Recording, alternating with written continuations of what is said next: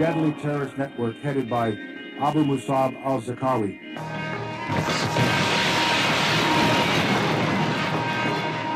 De meest gezochte terrorist in Irak, Abu Masab Al-Zarqawi.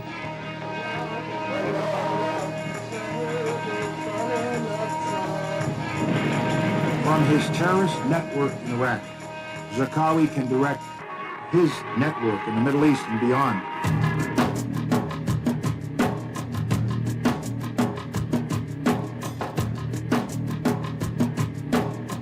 He is known as the leader of Al-Qaeda in Iraq, thought to be responsible for many of the terrorist attacks.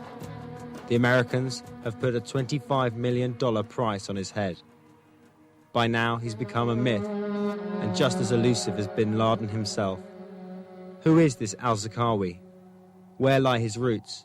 And what shaped him to become the most infamous opponent of the Americans?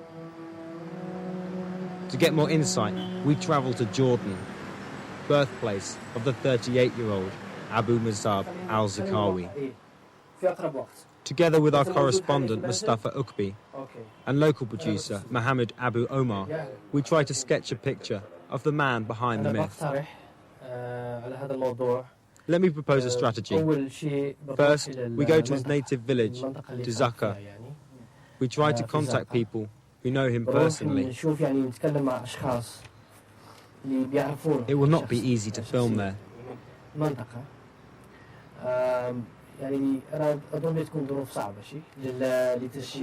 Everybody who lives there knows each other, their family. Filming will be difficult. Let's take a local guide around. He should stay with us all the time. Local contact and driver Bilal takes us northeast away from the capital Amman. This is the road to Zaka, the place of birth of Zarqawi. Al-Zarqawi isn't his real name. The authorities merely named him after his hometown, Zaka.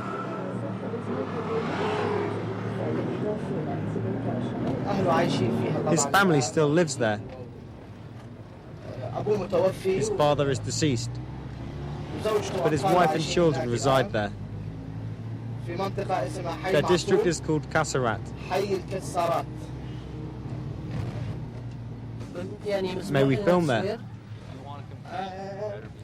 I don't know. We stop at a supermarket in the neighbourhood and try and talk to local residents about their famous neighbour. We should say something, so that people get some idea about him. This is quite difficult for us, so we better say nothing. They're careful and afraid of the Jordanian Secret Service. Do people talk about Al-Zarqawi? He is from this area, so it's normal they talk about him. What do they say? They sympathise with him. First, because he's a neighbour, a brother. And second, because all those accusations are made up by the Americans.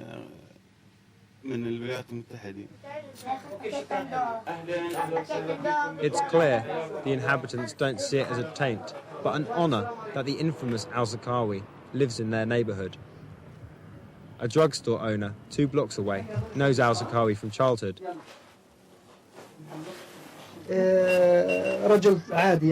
He's an ordinary person, an average inhabitant of Zaka.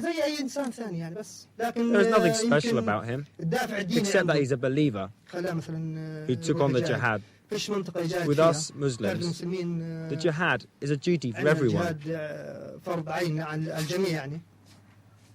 Maybe Afghanistan was a suitable place for holy combat.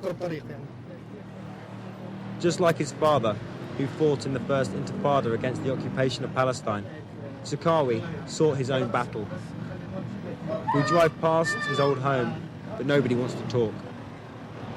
We make contact with a reporter who interviewed Zarqawi twice and is an expert on various Muslim extremist groups in Jordan. I will call you and keep in touch. The interview will last no longer than half an hour. If you can spare the time, please help us out. An appointment is made for the end of the afternoon. We return to Amman and contemplate on the next step.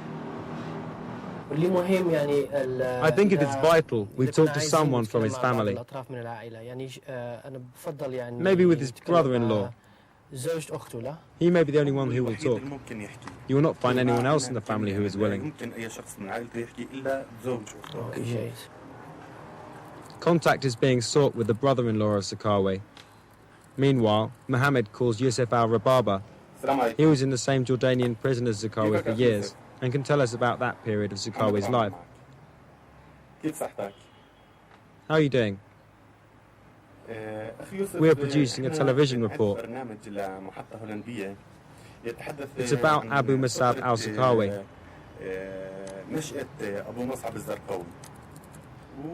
About his life experiences. You met him in prison and know a lot about him.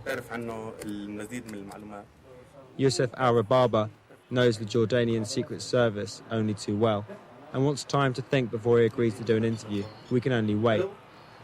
At the end of the afternoon, we're in luck. Hello? Thank you so much. We'll be waiting. It's the brother-in-law of Zarqawi. He's in the neighbourhood and willing to visit for an interview. He met Zarqawi in the 80s in Afghanistan, when they both joined the battle against the Russians. He had been locked up also for 40 days because he did an interview with an Arabic newspaper, yet he's willing to talk to us about Zarqawi. He's sensitive, caring, gentle, emotional, compassionate, merciful. If something touches him, he weeps quickly. Emotionally, he's very simple, but he's also strong-willed and convinced of his views. His character has two sides. His emotional side is positive, but facing aggression against him or his people, he gets mad. He has those two sides that maintain a balance. He is level-headed. He is not at all what people want you to believe. The brother-in-law and Zarqawi found each other in the Jihad, the Holy War, but before that, in his puberty, al-Zarqawi was more dedicated to liquor than faith.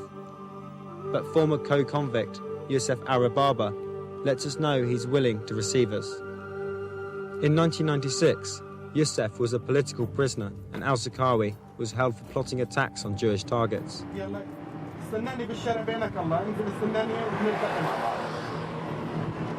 خليك معي على التلفون.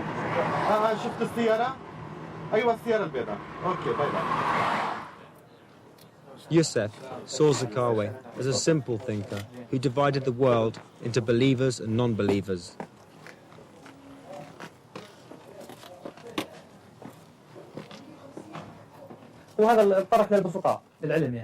That opinion, that you are either with us or against us, is too basic. It's too simplistic. Those who don't want to exercise their brains and ignore discussions choose this way. Those people in prison had one-track minds. For them, there were only two kinds of people, believers and non-believers. I think that in Afghanistan he was quite different, but in prison he was tortured frequently. That treatment by the Jordanian secret police made him very firm in his hatred for the police. Injustice made him a fanatic.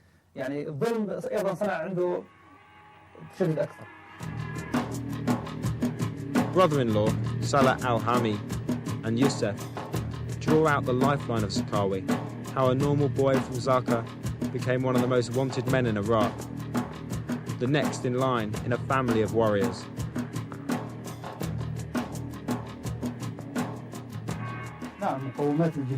From an early age, he possessed the qualities for the jihad: masculinity, willingness to sacrifice, strength, all marked him out from a young age. But in puberty, Zarqawi strayed from that path. He drank a lot and got tattoos. In a drunken mood, he wounded his cousin. This event brought him back to his neighbourhood mosque, back to the path of the jihad. he left for Afghanistan in the mid-80s and joined the Mujahideen to fight the Russians. There he was trained as a soldier and was strengthened by the horrors of war. After the war, he wanted to continue the battle in the form of attacks against unbelievers. But before he could, he was caught by the Jordanian secret services, interrogated, tortured and thrown back in prison.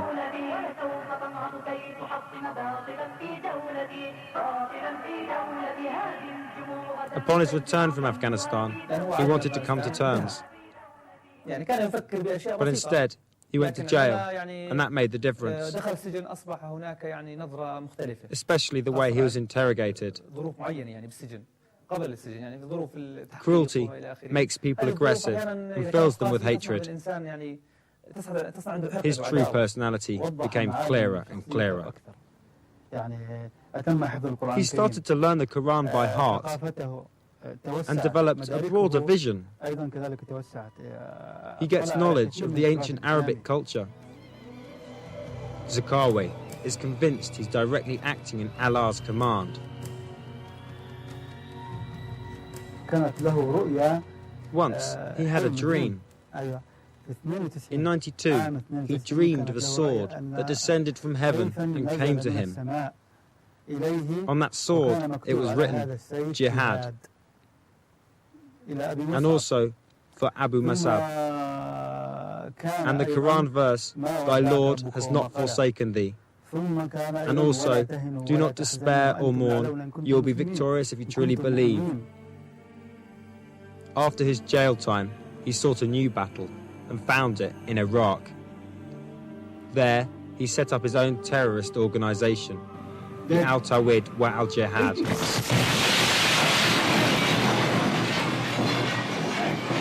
He spread death and destruction, for example here at the UN headquarters in Baghdad, or here with the execution of the American Nick Berg.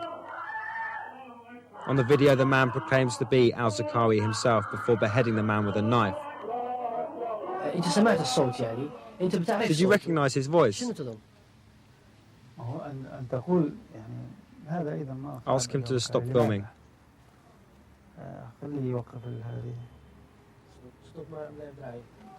It's difficult to answer. It's possible they tampered with the recording.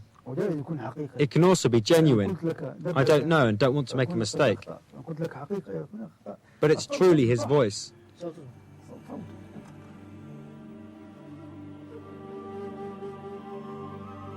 We drive down to Al-Zarqawi's old home again.